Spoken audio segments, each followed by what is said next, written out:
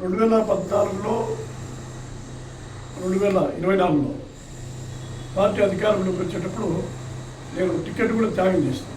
ఎందుకంటే పార్టీ కూడా చాలా ఇబ్బందులు ఉంటాయి.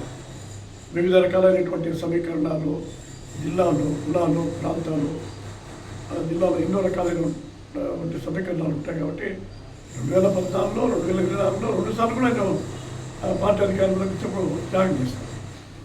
19లో పార్టీ ఓడిపోయినప్పుడు కూడా టికెట్ వస్తే కూడా నేను పోటీ కూడా చేయడం జరిగింది. 10 సంవత్సరాలు ప్రతిపక్షంలో జిల్లా అధ్యక్షుడిగా పనిచేసిన, ప్రస్తుతం రాష్ట్ర పార్టీ ఉపాధ్యక్షుడిగా ఉన్నాను.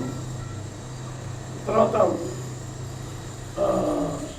పార్టీకి ఎప్పుడు కూడా విధేయతగా ఉన్నాను.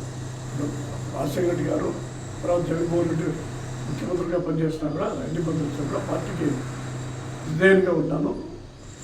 వయసు కూడా 20 సంవత్సరాలు దాటింది. కాబట్టి ఈసారి తప్పకుండా అధిష్టాన వర్గం నాకు ఎమ్మెల్యే కోటాలో ఎమ్మెల్సీ ఇస్తుందని చెప్పి నేను ఆశపడుతున్నాను, నమ్ముతున్నాను.